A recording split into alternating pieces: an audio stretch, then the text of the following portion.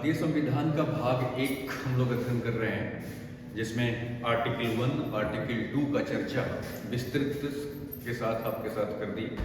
आज हमारी जो चर्चा है वो है आर्टिकल 3 के ऊपर। ठीक है, आर्टिकल 3 के ऊपर ये क्या है? नए राज्यों का पुनर्गठन, है ना। नए राज्यों का क्या पुनर्गठन। इसको जरा सा ना ध्यान से समझिएगा। ठीक है, रीऑर्गेनाइजेशन ऑफ न्यू स्टेट। इसको शुरू करने से पहले एक उदाहरण लीजिए। जैसे देखिएगा कि मान लीजिए कि ए नाम का एक व्यक्ति है जो बी नाम के एक महिला से मैरिज करता है। ठीक है, और ये दोनों जो है वो मिल करके क्या करते हैं? एक्स, वाई और जेड, 3 बच्चा पैदा करते हैं। और ये जो तीनों बच्चा है ये मान लो कि लड़का है। ठीक है, और इन्होंने पूरे दुनिया में डंका पीट दिया ए ने कि हम 5 लोगों का जो हमारा परिवार है वो संघ है। संघ कहने का मतलब क्या है कि इसमें से एक भी व्यक्ति अलग नहीं होगा, हम सब इकट्ठा ही रहेंगे, अलग होने का किसी को इजाजत नहीं है। क्योंकि इन्होंने क्या कहा कि 5 लोगों का संघ है।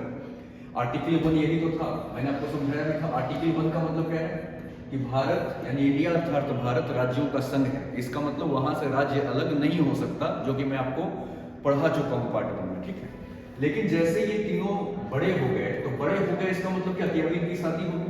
तो जब शादी होगी तो मान लो कि डब्लू नाम के लड़की से शादी करना चाहता है, तो डब्लू जो लड़की है वो क्या है, कहीं बाहर के सदस्य है, तो उसको इसमें प्रवेश मिलेगा इस परिवार में कि नहीं मिलेगा? मिलेगा। तो यही तो आर्टिकल 2 था, रिवीजन फैक्टर। मतलब कि जो बाहर के राज्य हैं उनको संघ में क्या प्रवेश। लेकिन जरा सा देखो कि तीनों की जब शादी हो जाएगी तो डब्लू नहीं, कुछ भी मान लो सी डी, मान लो 3 अलग अलग परिवार से लड़कियां आई है, इस घर की बहू बन गई। अब जब तीनों लड़कियां आई है तो ऑब्वियसली तीनों का जो संस्कृति है, परिवार का जो जीवन के तरीके हैं वो क्या है, अलग अलग है। और जब तीनों के अलग अलग हैं तो स्थिति है कि यहाँ पे टकराव होगा। टकराव होगा मतलब ये बहुओं में लड़ाइयाँ होंगी। तो लड़ाइयाँ का सुलझाने का तरीका क्या है कि इनको बांट के अलग कर दो और ये अपना परिवार को क्या करें, अलग होकर के चलाएं। ठीक उसी तरीके से अगर आप बाहर से राज्य को प्रवेश ले रहे हो तो आपके देश के अंदर में जो राज्य है वो राज्य कभी कभी टकराएगा तो नहीं। राज्य के अंदर मान लो कि उत्तर प्रदेश एक राज्य है, तो राज्य के उत्तर प्रदेश के अंदर में ही कई तरह के लोग हैं, तो ये आपस में क्या करेंगे, टकराएंगे। टकराएंगे क्या कि हमें हमारी भाषा इससे अलग है, हमारी संस्कृति इससे अलग है, हमारी पहनावे इससे अलग है। तो कई बार टकराव को क्या करने के लिए, रोकने के लिए राज्यों को बांटना पड़ जाता है नहीं, या फिर प्रशासन चलाने के लिए सही तरीके से भी राज्यों को क्या करना पड़ जाता है, बांटना पड़ जाता है। बस इतना सब समझ कर रखिएगा दिमाग में कि आर्टिकल 2 जो है वो बाहरी राज्यों की बात करता है, मतलब कि हमारे देश का भी हिस्सा नहीं है उसको प्रवेश कराने का। और आर्टिकल 3 का संबंध किससे है, अपने देश के अंदर में जो राज्य हैं उससे है। इसका मतलब क्या है, हमारे देश के अंदर में जो राज्य हैं उसको तोड़ना फोड़ना का बात करता है क्या, आर्टिकल 3। तो देखिए आर्टिकल 3 का प्रसंग क्या है, इसको जरा समझिए। आर्टिकल 3 ये कहता है कि भारत का जो संसद है ना, भारत की जो पार्लियामेंट है, संसद है, वो विधि बनाकर, समझ रहे हैं, यानी संसद जो है वो विधि बना करके क्या कर सकती है, तो नए राज्यों का पुनर्गठन कर सकती है। मतलब संसदीय विधि के माध्यम से जो हमारे देश के राज्य हैं उसको हम तोड़ सकते हैं, जोड़ सकते हैं। इसमें देखिए क्या क्या करने का आपको अधिकार दिया गया है। इसमें अधिकार दिया गया है कि 2 राज्यों को नहीं, 2 राज्यों को क्या करके जोड़कर, 2 राज्यों को जोड़कर क्या किया जाए, एक राज्य बना दिया जाए।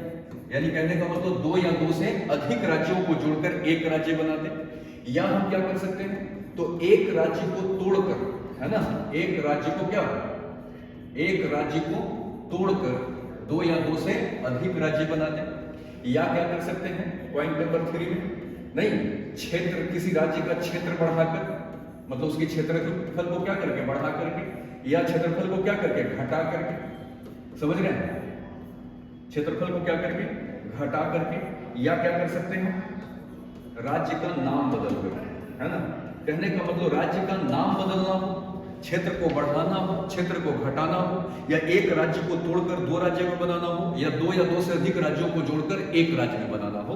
तो ऐसा करने का अधिकार दिया गया है किसके अंदर में, बोलो, ये आर्टिकल 3 के अंदर में। आर्टिकल 3 कहता है कि संसद के पास ये जिम्मेदारी है कि संसद अपने विधियों का निर्माण करके राज्य को तोड़ सकती है, जोड़ सकती है, मचोड़ सकती है, नाम बदल सकती है, उसका सीमा बदल सकती है, समझ रहे हैं, यानी उसका बाउंड्री भी बदल सकती है। ठीक है, तो ये सब करने का राइट किसको दिया गया है, संसद को। लेकिन ये मूल संविधान में इतना ही लिखा हुआ था। जब भी आपसे पूछा जाए कि मूल संविधान में आर्टिकल 3 में क्या है, तो इतना ही था। समझ रहे हैं कि राज्य को संसद तोड़ जोड़ सकती है, समझ गए। लेकिन आगे चल करके क्या किया गया, संविधान के अंदर में 5वें संविधान संशोधन किया गया 1955 में, और एक संविधान संशोधन किया गया 18वें संविधान संशोधन 1966 में। ये दो संविधान संशोधन का सीधा संबंध आर्टिकल 3 से, और इसके कुछ प्रोसीजर में क्या कर दिया गया, चेंज कर दिया गया। क्या चेंज किया गया सो देखिएगा। ये अगर आपको काम करना है, ये काम करने का मतलब किसी भी राज्य का नाम बदलना है, जैसे हम लोगों ने बदल दिया, उड़ीसा का नाम ओडिशा कर दिया, नहीं, उत्तर प्रदेश का नाम मध्य प्रांत से क्या हो गया, उत्तर प्रदेश हो गया। तो हमने कई राज्यों का नाम बदल भी दिया, समझ रहे हैं। तो ठीक उसी तरीके से यहां पर जो है कि अगर आपको ये सारा काम करना है, तो 5वें संविधान संशोधन 1955 के बाद ऐसा प्रावधान कर दिया गया। देखिए, अब राज्य को तोड़ने जोड़ने के लिए जो आपका प्रोसीजर है वो कैसे है, इसको जरा समझिएगा, ठीक है। देखिए, अगर आपको क्या करना है, जोड़ना है, तो 5वें संविधान संशोधन 1955 के थ्रू कुछ इसमें परिवर्तन किया गया। और वो परिवर्तन क्या है, पॉइंट नंबर 1, परिवर्तन मतलब ये आर्टिकल 3 से संबंधित 2 नियम जोड़े गए 5वें संविधान के तहत, 5वें संविधान संशोधन के तहत। इसमें क्या जोड़ा गया कि अगर आपको राज्य को तोड़ना है या जोड़ना है, तो सबसे पहले आपको राष्ट्रपति से पूर्वानुमति लेना पड़ेगा। इसका मतलब क्या है कि बिना राष्ट्रपति के अनुमति के आप इसको संसद में पेश ही नहीं कर सकते।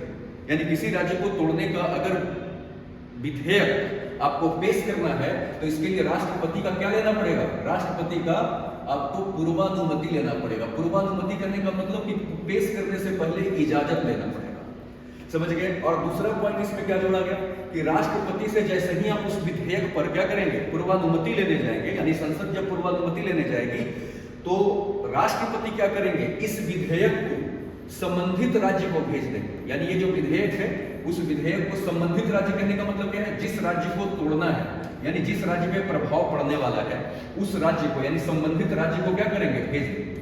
और संबंधित राज्य को भेजने के बाद, समझ गए, मूलतः 5वें संविधान संशोधन में यही 2 बातें जोड़ी गई, समझ गए।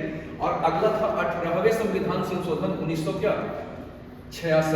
इसके अंदर में क्या कहा गया कि जो राज्य वाली बात है ना, कि राज्य को तोड़ना हो, 18वें संविधान संशोधन के तहत ये मामला क्यों आया, जरा समझिएगा।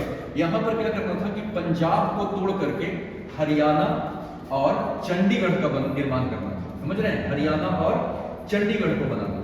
तो देखो, ये भी राज्य है और ये भी राज्य है, 2 राज्य है। मतलब पंजाब को इसमें से तोड़ करके हरियाणा निकालना था, एक राज्य के रूप में बनाना था। तो जब राज्य के रूप में बनाना है, तब तो ये नियम पालन करना पड़ेगा। लेकिन यहाँ पर जो चंडीगढ़ है वो राज्य नहीं है। चंडीगढ़ जो है क्या है, केंद्र शासित प्रदेश है। तो जब केंद्र शासित प्रदेश का निर्माण करना होगा, तब उसका नियम क्या होगा। तो इसके लिए चर्चा किया गया 18वें संविधान संशोधन 1966 के तहत। इसमें भी कुछ चेंज किया गया और कहा गया कि अगर संघ राज्य क्षेत्र को निर्माण करना हो, यानी संघ राज्य क्षेत्र का अगर आपको सीमा बदलना हो, संघ राज्य क्षेत्र को जोड़ना हो, तोड़ना हो, तो उसके लिए राष्ट्रपति का पूर्वानुमति तो लेना पड़ेगा। लेकिन उसके लिए किसी राज्य के पास या संघ राज्य क्षेत्र के जो संस्था है, उसके पास इस विधेयक को भेजने की जरूरत नहीं है। यानी अगर संघ को तोड़फोड़ करना हो, जैसे मान लो दिल्ली को तोड़ना हो, दिल्ली केंद्र शासित प्रदेश है, या दिल्ली का नाम बदलना हो, या दिल्ली का सीमा बदलना हो, तो इसके लिए राष्ट्रपति से पूर्वानुमति लेके और सीधा संसद में पेश हो जाएगा, क्योंकि वो राज्य नहीं है, वो केंद्र शासित प्रदेश है। तो 18वें संविधान संशोधन से ये चीजें इसमें जोड़ दी गई कि केंद्र शासित प्रदेश को चेंज करने के लिए, मतलब उन चीजों में चेंज करने के लिए आपको किसी संस्था से अनुमति लेने की जरूरत नहीं है, सिर्फ राष्ट्रपति से अनुमति लेकर संसद से पास करा करके तोड़ दीजिए। ये 18वें संविधान संशोधन के माध्यम से आया। तो ये अब कुछ नियम हो गया। तो जरा सा देखिएगा इसका पूरा अब जो हमारे यहाँ राज्य टूटता है, उसका टूटने का प्रोसीजर क्या रहा होगा, सो जरा सा देखा जाए। जैसे कि एग्जाम्पल दे देते हैं, सन 2000 ईस्वी में, है ना, उत्तर प्रदेश को तोड़ करके क्या किया गया, यूपी और क्या बनाया गया, यूके, उत्तराखंड बनाया गया। नहीं, तो यूपी और यूके का निर्माण कब किया गया, यूपी तो पहले से था ही, लेकिन उसका कुछ हिस्सा को उत्तराखंड बना दिया गया। तो जरा सा सोचो, इस सन 1955 वाला भी लागू है, कि 1955 में 5वें संविधान संशोधन हुआ है और उसमें कुछ नियम बदल दिया गया, और 18वें संविधान संशोधन 1966 में हुआ है। ये दोनों चीजें इससे पहले जुड़ चुकी है। तो यहाँ पर बताओ, उत्तर प्रदेश को तोड़ के क्या कराना है, उत्तराखंड बनाना है। तो उत्तराखंड राज्य है कि संघ राज्य क्षेत्र है, ये राज्य है। तो राज्य के लिए तो नियम आपको याद है, इसमें क्या क्या करना पड़ता है, जरा सा देखिए क्या करना पड़ता है। सबसे पहला काम क्या करना पड़ता है, तो सबसे पहला काम करना पड़ता है कि राष्ट्रपति से क्या करना पड़ता है, पूर्वानुमति लेना पड़ता है। यानी राष्ट्रपति से पहले संसद को क्या करना पड़ता है, पूछना पड़ता है। पूर्वानुमति लेना पड़ेगा, ठीक है। इसके बाद दूसरा काम क्या होगा, राष्ट्रपति जैसे ही पूर्वानुमति के लिए विधेयक को लेके जाएंगे संसद राष्ट्रपति के पास में, तो राष्ट्रपति जो है क्या करेंगे, तो उस विधेयक को क्या करेंगे, संबंधित राज्य के पास भेज देंगे। संबंधित राज्य का मतलब क्या है यहाँ पर, संबंधित राज्य का अर्थ है कि जिस राज्य को आप तोड़ने वाले हैं उस राज्य के विधानमंडल के पास भेज देगा, समझ रहे हैं। और यह विधानमंडल के पास भेजने के बाद इसके लिए राष्ट्रपति क्या करेंगे, समय सीमा भी तय करते हैं। समय सीमा तय करने का मतलब क्या है कि इसके पास भेज करके राज्य को ये कहते हैं कि इतने समय के अंदर तुम अपनी राय मुझे दो, यानी अपनी राय को भेजो कि तुम्हारा भी कोई अगर इसमें राय हो, तो अगर राय हमें समझ में आएगा तो उसको हम अपने विधेयक में शामिल करेंगे, और नहीं समझ में आएगा तो देखा जाएगा, है ना, वो आगे समझ में आएगा कि क्या देखा जाएगा। तो राष्ट्रपति संबंधित राज्य को भेजते हैं, लेकिन इसके लिए समय सीमा देते हैं कि तुम अपनी राय भेजो, समझ गए। राष्ट्रपति चाहे जाए तो इस समय सीमा को क्या कर सकते हैं, बदल भी सकते हैं। कई बार ऐसा होता है कि टाइम को मान लो 15 दिन का टाइम दे दिया, फिर लगता है कि यार फालतू में ज्यादा टाइम बर्बाद हो रहा है, तो टाइम को कम भी कर सकते हैं और टाइम को बढ़ा भी सकते हैं, राष्ट्रपति की मर्जी को, समझ गए। तीसरी बात कि जो समय सीमा दिया गया है उस समय सीमा के भीतर अगर आप राय भेज देते हैं, मतलब राज्य जो है वो क्या करती है, केंद्र को अपनी राय भेज देती है, तो भी केंद्र सरकार उस राज्य की राय को मानेगी ये जरूरी नहीं है। यानी इसके राय को उठा करके डस्टबिन में भी डाल सकती है, और अगर इसकी मर्जी हो जाएगी तो उस राय को क्या कर सकती है, राय के हिसाब से कुछ चेंज भी कर सकती है। ये केंद्र सरकार की मर्जी होगी, समझ रहे हैं। अगर समय सीमा के भीतर अगर ये अपना राय नहीं भी दिया तो भी जो है वो राष्ट्रपति अनुमति दे देगा कि ठीक है, छोड़ो राज्य का राय, तुम काम को आगे बढ़ाओ। यानी राय दिया तो भी मानना ना मानना केंद्र सरकार की मर्जी, और अगर नहीं भी दिया तो भी केंद्र सरकार अपनी मर्जी से क्या करेगी, बात को बढ़ा देगी। तो प्रश्न ये होना चाहिए कि फिर राज्य से राय मांगा क्यों जाता है, जब उसकी राय को मानना ही नहीं है तो मांगा क्यों जाता है, ताकि आप मेंटली प्रिपेयर हो जाए, आपको पता चल जाए कि आप टूटने वाले हैं, आप अवगत हो जाइए कि आप कहां से टूटने वाले हैं। उस विधेयक के माध्यम से आपको पूरी जानकारी मिल जाती है, समझ रहे हैं। इसका मतलब क्या है, अब जरा देखिएगा, यहीं पर एक बात और समझ लीजिए कि केंद्र सरकार जो राज्य के पास विधेयक भेजती है, जो राय मांगती है, उसमें राज्य की राय को मानना ना मानना केंद्र की मर्जी है। इसका मतलब क्या है कि राज्य इस मामले में क्या है, शक्तिहीन है, समझ रहे हैं। राज्य इस मामले में क्या है, बोलो, शक्तिहीन है। इसका मतलब कि राज्य के पास आर्टिकल 3 के संबंध में कोई शक्ति नहीं है। राज्य चाह करके भी अपने आप को टूटने से नहीं रोक सकते। इसका मतलब आर्टिकल 3 के संबंध में सारी शक्ति किसके पास है, केंद्र सरकार के पास है। इसी कारण से कहा जाता है कि आर्टिकल 3 के संबंध में हमारा जो भारत का संविधान है वो एकात्मक संविधान को प्रदर्शित करता है। एकात्मक क्यों, क्योंकि सारी शक्ति एक जगह पर है, समझ रहे। तो आर्टिकल 3 किसका लक्षण बताता है, एकात्मक संविधान का, ठीक है। अब आगे अब क्या होगा कि अगर बाय द वे मान लो कि किसी संघ राज्य क्षेत्र को तोड़ना जोड़ना हो, जैसे दिल्ली के क्षेत्र को बढ़ाना हो घटाना हो, तो उसके लिए राज्य के पास या संघ शासित क्षेत्र, जैसे दिल्ली में अरविंद केजरीवाल की सरकार है, तो संघ राज्य क्षेत्र को अगर बदलना हो तो उसके लिए संघ क्षेत्र के बॉडी के पास में इस राय के लिए भेजने की जरूरत नहीं है। केंद्र सरकार सीधा यहाँ से काम चला लेगी। ऐसा 18वें संविधान संशोधन में हो गया, ठीक है। इसके बाद क्या होगा कि अब संसद के अंदर में कार्रवाई क्या होगी, बताओ, आगे बढ़ेगी। तो कार्रवाई कैसे आगे बढ़ेगी, आपको मालूम है, जरा समझिएगा कि जो हमारी संसद है, देखिए अब कार्रवाई कैसे होता है। हमारी जो संसद है वो संसद के पास 3 अंग है, कौन कौन सा, लोकसभा। अब लोकसभा में वर्तमान में कितने सीटें हैं, 545 सीटें हैं वर्तमान में, नहीं। और दूसरा क्या है, राज्यसभा। तो राज्यसभा के अंदर में कितनी सीटें हैं वर्तमान में, 245 सीटें हैं वर्तमान में। और तीसरा अंग कौन होते हैं, राष्ट्रपति। जैसे कहने का मतलब है कि आपके शरीर के अंदर में क्या है, हाथ पैर, एक राष्ट्रपति होते हैं, हाथ पैर दुनिया भर के अंग हैं, उन सभी अंगों को मिलाकर के एक शरीर बनता है। उसी तरीके से संसद जो है वो कैसे बनता है, इन तीनों अंगों को मिलाकर के उसको संसद कहा जाता है। यानी संसद के पास 3 अंग है, मतलब ये बोला तो हाउस हो गया, है ना, हाउस हो गया। हाउस क्यों कह रहे हैं इसमें, क्योंकि इसमें एक आदमी नहीं है, इसमें 545 लोग हैं। ये सदन है, ये भी सदन है, लेकिन ये सदन नहीं है, बल्कि ये क्या है, संसद के अंग है। ये भी संसद के अंग है, ये भी संसद के अंग है, ये भी संसद के अंग है, लेकिन इन दोनों को सदन कहा जाता है, ठीक है। आगे आप पढ़ेंगे पार्लियामेंट के अंदर में। तो यहां पर देखिए प्रोसीजर अब कैसे होता है, आगे बात बढ़ गई। अब संसद अपने काम कैसे चलाएगी। हो सकता है कि राज्य को तोड़ने की बात यहां से शुरू हो, या हो सकता है बात यहां से शुरू हो। जरा सा सोचिएगा कि अगर लोकसभा से अगर बात शुरू हुई तो इस पर खूब चर्चा परिचर्चा होगी कि उत्तर प्रदेश को तोड़ना है, बीच से कहां से तोड़ना है, कितना तोड़ना है, इस पर खूब चर्चा परिचर्चा, गहरी चर्चा खूब होती है। इसके बाद फाइनली क्या कराया जाता है, मतदान कराया जाता है। तो मतदान कराने का मतलब क्या हुआ, इसकी वोटिंग कराई जाएगी लोकसभा में। तो लोकसभा में वोटिंग जो कराई जाएगी राज्य को तोड़ने के मामले में, तो याद रखिएगा कि यहाँ पर विशेष बहुमत की जरूरत नहीं पड़ती है। इसका मतलब क्या है, आधा से एक ज्यादा, आधा का मतलब 50% से एक ज्यादा भी अगर हाथ उठ गया कि हाथ तोड़ दो, तो इसको कौन सा कहते हैं, इसको बोलते हैं साधारण बहुमत, है ना। और विशेष बहुमत मैंने बताया हुआ, इसके बाद विशेष बहुमत साधारण बहुमत बनता है। तो यहाँ पर जो है लोकसभा से अगर बाय द वे मानो ये साधारण बहुमत से क्या हो गया, बताओ, पास हो गया। साधारण बहुमत समझते हैं ना, साधारण बहुमत का मतलब 50% प्लस एक वोट अगर मिल गया तो यहाँ से लोकसभा से क्या हो जाएगा, पास हो जाएगा। पास होने के बाद इसको कहाँ भेजा जाता है, राज्यसभा में। राज्यसभा में भी कुछ ऐसे ही होगा, कैसे, साधारण बहुमत, साधारण बहुमत के माध्यम से इसको राज्यसभा से भी क्या कराया जाएगा, पास कराया जाएगा।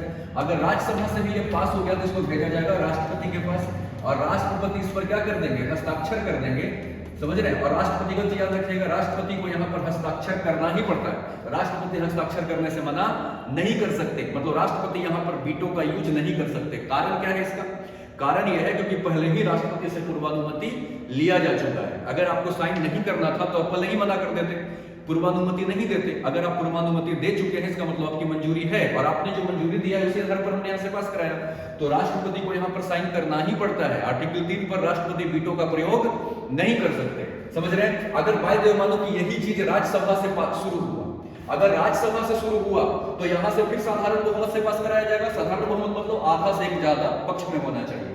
अगर यहाँ से पास हो गया तो अब किसको भेजा जाएगा, लोकसभा को भेजा जाएगा।